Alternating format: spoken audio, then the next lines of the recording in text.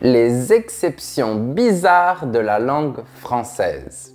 Ah là là, c'est compliqué. Si tu apprends le français, je suis sûr que tu seras surpris par les 13 exceptions super bizarres de la langue française que je vais te montrer.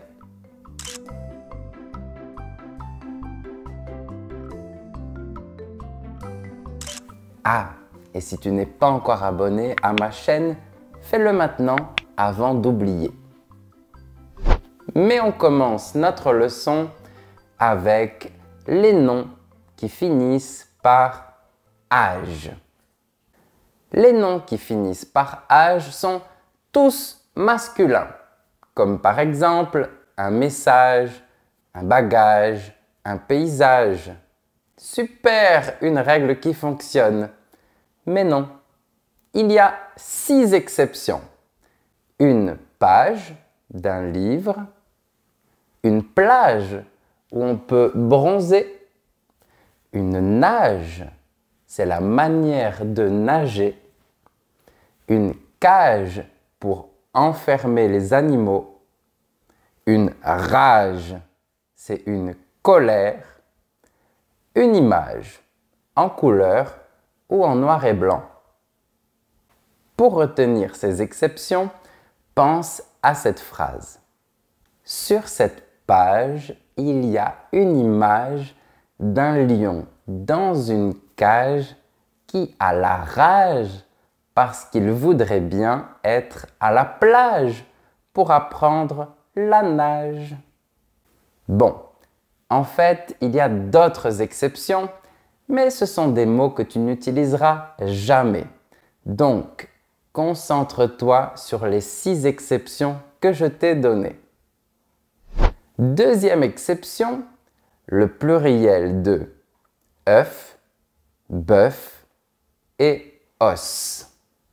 Au singulier, on dit un œuf, un bœuf et un os.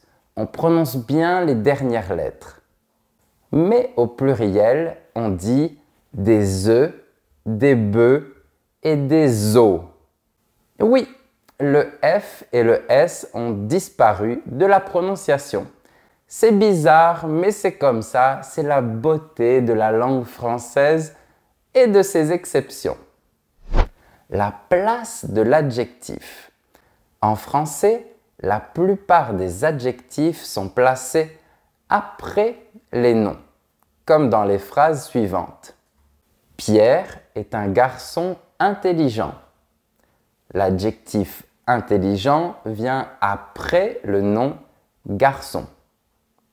Sarah est une mère merveilleuse. L'adjectif merveilleuse vient après le nom mère. Mais il y a des exceptions, parce que certains adjectifs se placent habituellement avant le nom.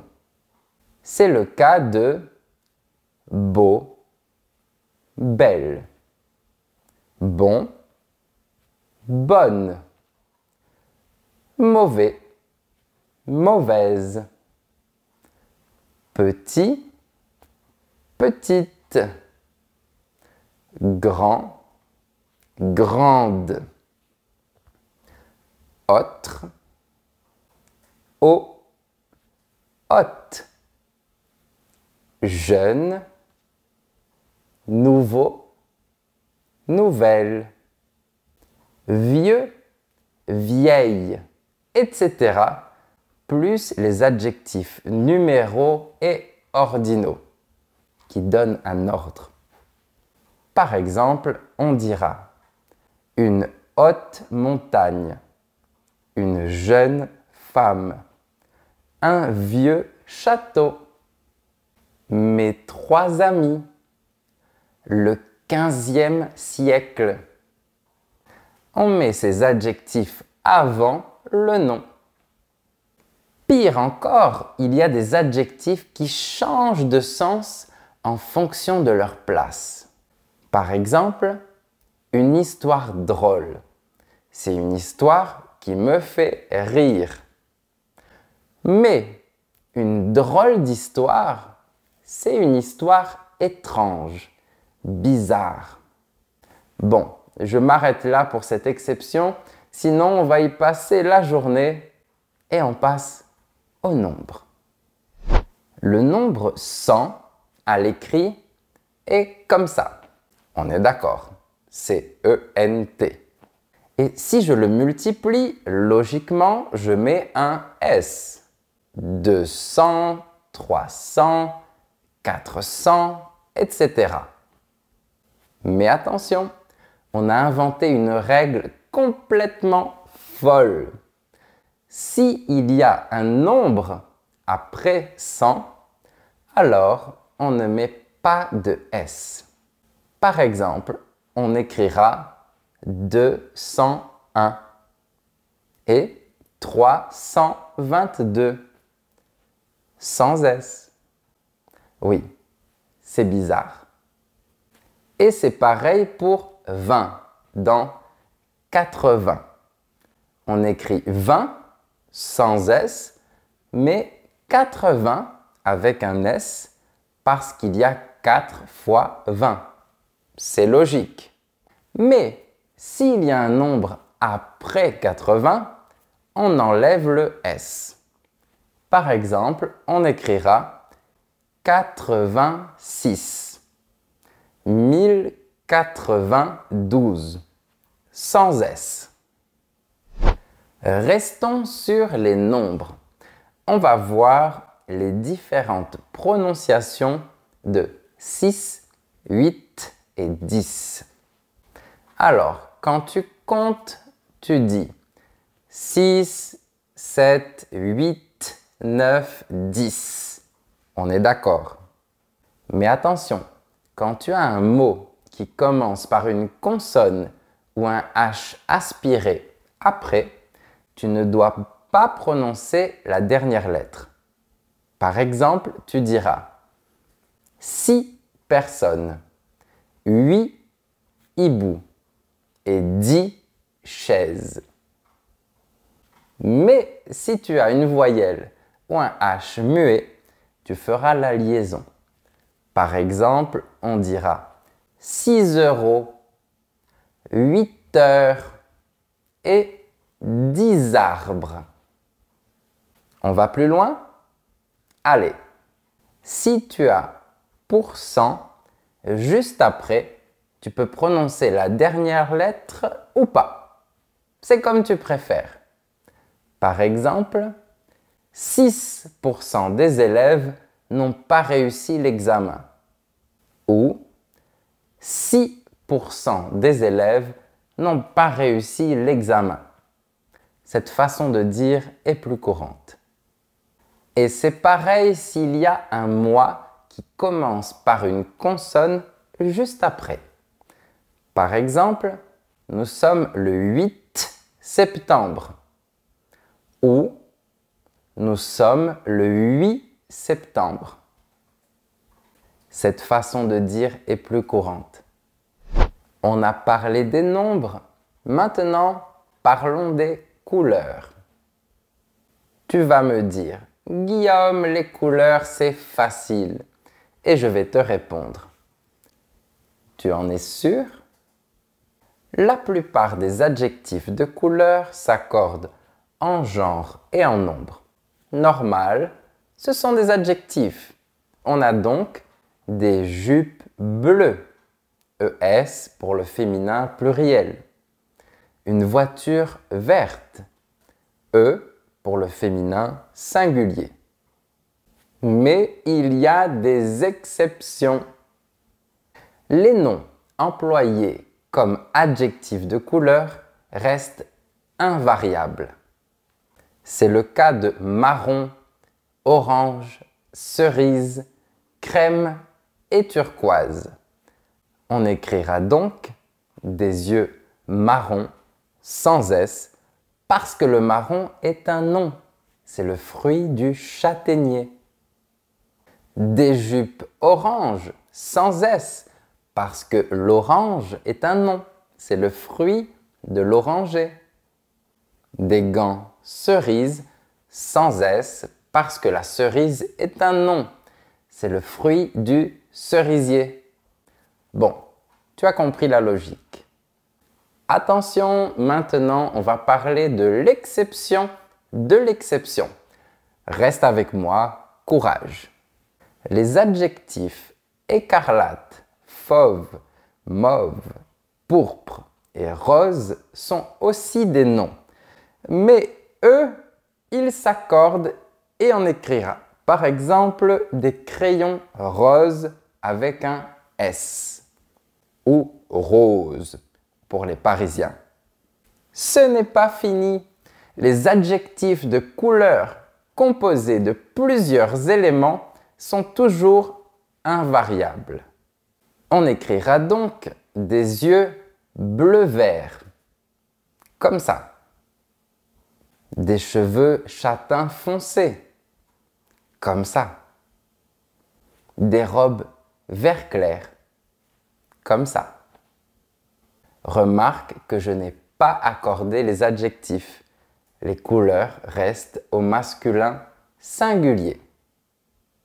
Et pour finir en beauté, l'exception de l'exception de l'exception.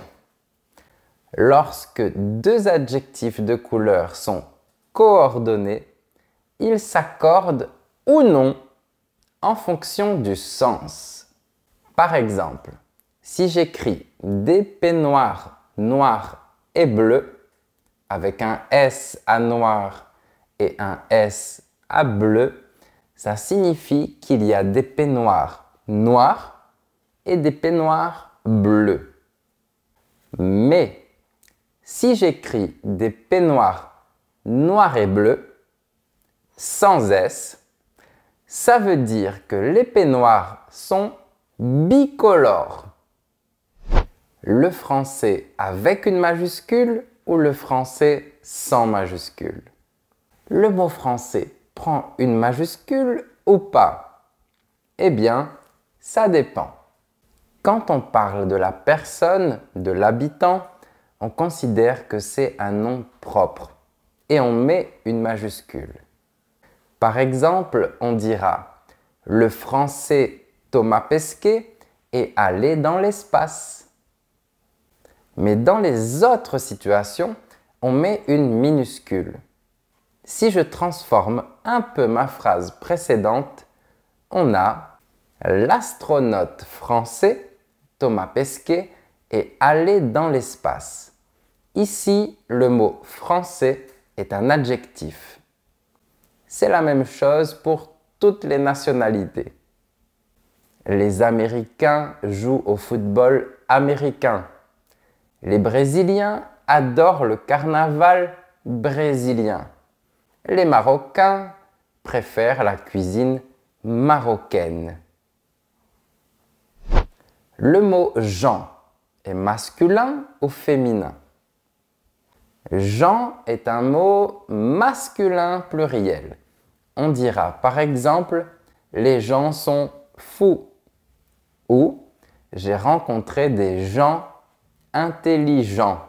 J'adore quand ça rime.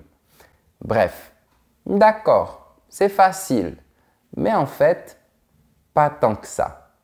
Quand l'adjectif qualificatif précède immédiatement le mot « Jean », il devient féminin et on dira par exemple « de vieilles gens », de bonnes gens. Mais pour compliquer les choses, avec l'adjectif « jeune », ça redevient masculin et on dira « de joyeux jeunes gens ».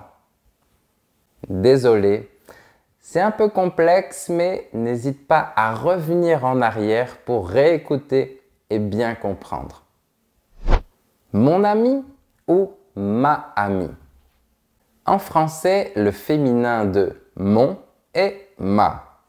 Donc on devrait dire ma amie et pas mon ami. Mais non! En français, on déteste les rencontres de voyelles et on a donc décidé de faire quelque chose de vraiment étrange. Si un mot féminin commence par une voyelle ou un H muet, on devra transformer ma, ta et ça en mon, ton et son. Et ce mot restera féminin malgré tout. On dira donc mon ami, ton image et son histoire. C'est du n'importe quoi. Vive la langue française! Yes! Belle, nouvelle, vieille. Les adjectifs beau, nouveau et vieux changent de forme au masculin singulier devant un nom qui commence par une voyelle ou un H muet. On dit un beau cadeau, mais un bel appartement, parce que le mot appartement commence par la lettre A. On dit un nouveau portable, mais un nouvel ordinateur, parce que le mot ordinateur commence par la lettre O. On dit un vieux château, mais un vieil homme, parce que le mot homme commence par un H muet. Ces formes particulières, belle, nouvelle et vieille, se prononcent comme les formes féminines, vieille, nouvelle et belle. Super! Je viens de France ou je viens de la France? Si une personne est brésilienne, on dit qu'elle vient du Brésil. Mais si une personne est française, on dit qu'elle vient de France et pas de la France. Pourquoi? Parce que c'est la règle. Quand on a un pays féminin, on utilise de et pas de la pour parler de l'origine. Je t'explique tout. Quand on parle d'un pays masculin singulier, on utilise du. Elle vient du Brésil, du Portugal. Quand on parle d'un pays féminin singulier, on utilise de. Elle vient de France, de Belgique. Quand on parle d'un pays pluriel, on utilise des, au masculin comme au féminin. Elle vient des États-Unis, des Philippines. Aller est un verbe irrégulier. Tous les verbes en ER sont réguliers et font partie du premier groupe. Ok. Mais il y a une exception, le verbe aller. Pourquoi? Pourquoi pas? En fait, je vais te dire un petit secret. Les verbes en ER ne sont pas tous réguliers. Tu ne me crois pas? Alors, va voir ma leçon sur les verbes du premier groupe. Je te mets le lien dans la description. D'ailleurs, tu verras beaucoup d'autres choses très intéressantes dans la description de ma vidéo. Le pluriel de madame est monsieur. Pour un Français, avec une majuscule, ça peut paraître très évident. Mais pour les étrangers, ça reste souvent un mystère. Le pluriel de madame est mesdames. Et le pluriel de monsieur est messieurs. En fait, c'est logique. Le pluriel de ma, c'est mes. Donc, mesdames. Et le pluriel de mon, c'est mes aussi. Donc, on dit messieurs. Madame, mesdames. Monsieur, messieurs. Petite curiosité, à l'époque, sieur signifiait monsieur. Maintenant, reste à savoir pourquoi on ne prononce pas ce mot comme il s'écrit. On écrit mon sieur, mais on prononce monsieur. Ok, si tu ne comprends pas les symboles de la phonétique, comme ça. Monsieur. Je pense que c'est parce qu'on parle de plus en plus vite et qu'on a progressivement enlever des sons. D'ailleurs, de nos jours, on entend de plus en plus la prononciation « monsieur » au lieu de « monsieur ». Et voilà! Alors, la leçon était difficile? Un peu parce qu'on a vu beaucoup d'exceptions. Mais ne t'inquiète pas, si tu regardes cette vidéo plusieurs fois, tu pourras assimiler toutes ces notions plus facilement. Si tu as aimé la leçon, n'oublie pas de laisser un j'aime, de t'abonner et si tu veux soutenir mon travail, tu peux m'envoyer un don avec un super thanks. N'oublie pas d'aller voir mon site professeurfrançais.com pour découvrir plein d'astuces en français. Merci pour ton soutien et à très bientôt pour encore plus de leçons sur ma belle langue, le français. Salut!